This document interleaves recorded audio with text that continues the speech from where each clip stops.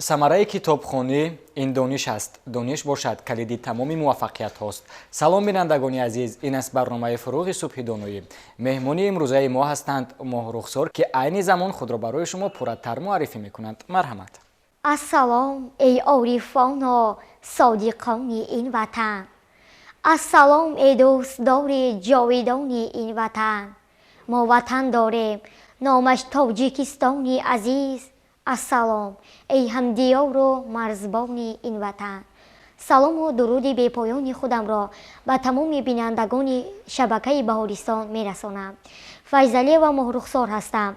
Хонандаи синфи ҳаштуми муассисаи таҳсилоти миёнаи умумии рақами 1 ба номи Исмоили Сомонӣ аз ноҳияи Файзобод, яке аз иштирокчиёни фаъоли даври 4-уми озмуни ҷумҳуриявии Фуруғи Субҳи Доноӣ.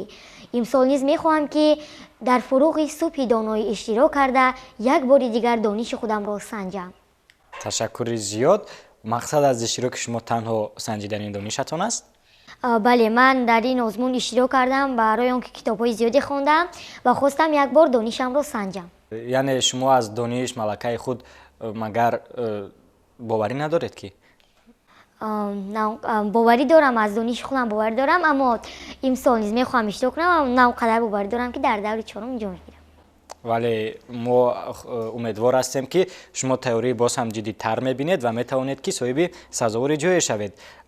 аз миёни китобҳои хондаи шумо, чуноне ки мо медонем, шумо аз рӯи номинатсияи хондан ва аз ёд кардани ашъори бачагона иштирок мекунед. Чунин аст? вале дар миён шумо китобҳоеро низ мутолиа кардаед ки онҳо ба дигар номинатсиё дахл доранд. шумо нахостед ки имсол дар дигар номинатсия иштирок кунед? не, барои он ки як сол дар ҳамин номинатсия бачагона иштирок кардам ва хеле тайёрии хуб дидам, имсол низ мехоҳам дар ҳамин номинатсия иштирок кунам. Аммо дар ин номинатсия иштирок мекунам, аммо дигар аз дигар номинатсиё низ китоб хондам. ин беҳтарин аст. мо ба шумо аҳсан мегӯем ва айни замон аз шумо хоҳиш мекунем ки якчанд китобҳои дӯстдоштаи худро барои бинандагони мо номбар кунед. себи тиллоӣ аз устод Абдумалик Баҳорӣ, шамол хунук мехӯрад аз устод Убайд Раҷаб, ҳикоятҳо аз бӯстони Саъдии Шерӯзӣ, бозгӯи Гулназар мебошад ва дигарон ва дигайро. ташаккури зиёд. Мехоҳем ки дар бораи иштироки худ дар озмуни ҷумҳуриявии Фуруғи Субҳи Доноӣ дар соли гузашта каме маълумот бидиҳед. эҳсосотатон чӣ гуна буд? Шумо ҳарос доштед ва ё ин ки кадом намуд эҳсосот? ман соли гузашта дар озмуни ҷумҳуриявии Фуруғи Субҳи Доноӣ яке аз иштирокчиёни фаъоли даври 4 будам ва ман вақте ки ба он ҷо рафтам ба бисёри шоирон шинос шудам ва бо онҳо суҳбати хеле хуб кардам ва чизеро ки намедонистам аз онҳо омӯхтам. ман натарсида будам, аммо боз одамоне буданд ки хубтару беҳтар. ин озмун аст, яке ғолиб мешавад ва дигаре не. барои ҳамин имсол низ мехоҳам иштирок кунам дар он.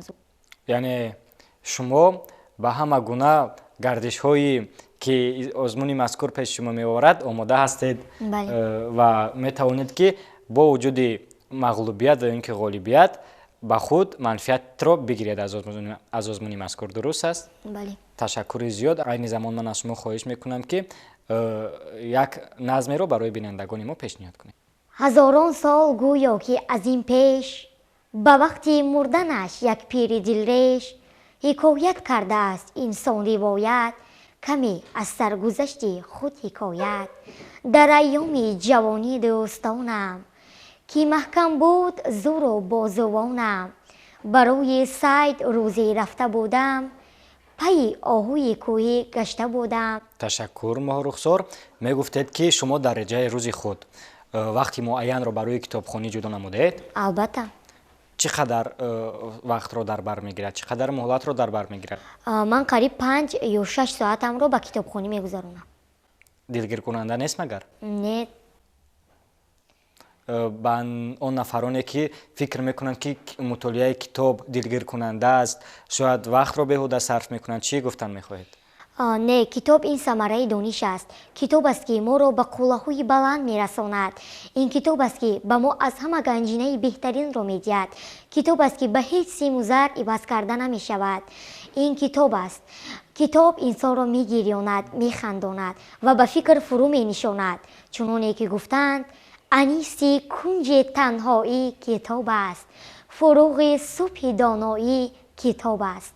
برای همین دوستان عزیز شما نیز کتابخوان و کتاب دوست باشید تا در آینده به قله‌های بلند زندگی رسید. саломат бошед. аҳсан ба шумо. яъне шумо ба он ақида ҳастед ки китобхонӣ зиндагии инсонро боз ҳам шавқовартар мегардонад. чунин аст ва аз ҳама муҳим он аст ки дар китобҳо мо метавонем ки ҳамчунин лаҳзаҳои хандаовар шавқоварро бихонем, хусусан китобҳои латифаҳо мушки аз гуфтори лутфи латифро. айни замон дар рӯйхати адабиёти шумо низ чунин китобҳо ҳастанд ва мо аз шумо хоҳиш мекунем ки барои бинандагони мо латифаеро нақл кунед.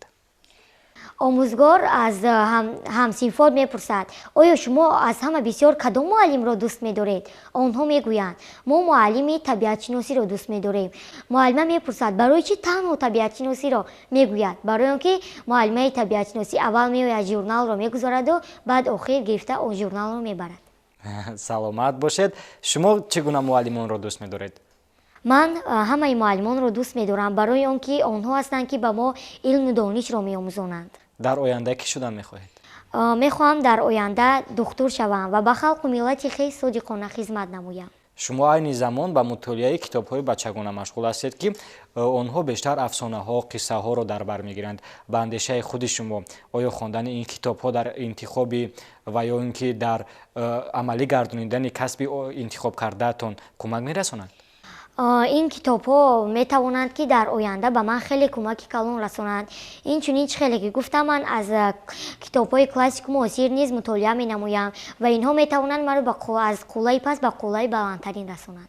یعنی نوابسته از آنه که ما کدام کسب را برای خود انتخاب کرده ما همیشه باید کتاب های بدیعی، قصه ها و این که افسانه ها را مطالعه نماییم، زیرا که آنها زیرکی ما را انکشاف می دهند و می توانند که ما را سخندان گردانند. چنین است. айни замон мо аз шумо хоҳиш мекунем ки боз порчаи шеъриеро барои бинандагони мо пешниҳод кунед. کتاب شعر از استاد محترم حاتم. سخن آیینه پردازی کتاب است. کتاب آیینه داری آفتاب است. دری دانش به دیواری کتاب است. روی دانش به دیواری کتاب است. дар миёни китобҳои хондаи шумо ҳикояҳо низ хело ҳам зиёданд ва айни замон мо аз шумо хоҳиш мекунем ки яке аз онҳоро барои бинандагони мо пешниҳод кунед. албатта яке аз ҳикояҳо рӯбоҳ ва нома аз осори ҳаким саноии ғазнавӣ. рӯбоҳе мехоҳад ки ба шикор кардани мурғҳо равад, аммо дар миён сагҳое буданд ки ба о роҳ намедоданд. он мехост ки номаеро навишта ба сагҳо равон кунад то ки вақте ки ман мурғҳоро шикор мекунам ҳама вақт ҳар рӯз пойҳояшро ба шумо медиҳам, аммо ӯ наметавонист ки номаро ба сагҳо диҳад, чунки вақте ки ӯ ба назди сагҳо мерафт сагҳо ӯро ба ҳалокат мерасонданд. бинобар ин рӯбоҳе ба наздаш омад ва гуфт эй рӯбоҳ, ту ҳамин номаро агар ба сагҳо расонӣ ман ба ту 10 дирҳам медиҳам. он рӯбоҳ гуфт вақте ки маро сагҳо ба ҳалокат мерасонанд ин пулҳо барои ман чӣ дар кор? гуфт не, туро ба ҳалокат намерасонанд, ту фақат мегӯӣ ки ин нома аз тарафи рӯбоҳи дигарӣ аст. он мегӯяд пул на анқадар барои зиндагӣ дар кор аст, бояд мо ҳама вақт китобро мутолиа намоем. барои ҳамин ман ҳеҷ вақт ба назди онҳо намеравам то ҷонамро дар хатар гирифтор кунам. аз ин ҳикоя бармеояд ки рӯбоҳи дигарӣ хеле зираку доно будааст ва ӯ низ мехостааст ки самараи дониши худро санҷад. яъне дар ҳикояи мазкур дарҷ мегардад ки аз ҳама неъмати муҳим барои инсон дар зиндагӣ ин дониш аст, китобхонӣ аст ва пул на он қадар арзиши баландро дорад. чунин аст? ба андешаи шумо низ чунин аст? бале. инсон бо хондани китоб зиндагии худро пеш мебараду бепул метавонад ки зиндагиашро пеш барад? вақте ки инсон китобро мутолиа мекунад он аз он метавонад самараи хеле зиёде ба худ гирад ва бо он метавонад ки зиндагии худро пеш барад. ҳатто вақте ки он китобро мутолиа менамояд зиракӣ ва донагии худро месанҷад ва метавонад зиндагии худро пеш барад. яъне инсони бесавод пул низ ба даст намеоварад ва агар мо китоб хонем беуста метавонем ки тавассути дониши худ, ақли худ, зиракии худ сарвати зиёдеро ба даст оварем. чунин аст? бале, чуноне ки гуфтанд ҳамаи молу мулки дунё ба охир мерасад, аммо китоб ҳеҷ гоҳ ба охир намерасад. китоб барои мо ҷовидон мемонад. саломат бошед. дар охири барнома аз шумо хоҳиш мекунам ки боз як порчаи шеъриеро барои бинандагони мо пешниҳод кунед. гӯянд ки шеър мояи дарду ғам аст. شاعر نشود کسی که او بی علم است. هر قطره واژه‌ای که در دفتر ماست چون خونی چکیده از دماغ قلم است. باری دیگر از شما اظهار سپاس میکنیم که به برنامه ما تشریف آوردید. بینندگان عزیز، رسیدیم به پایان برنامه امروزه. تا برنامه‌های آینده سربلند باشید. خیر.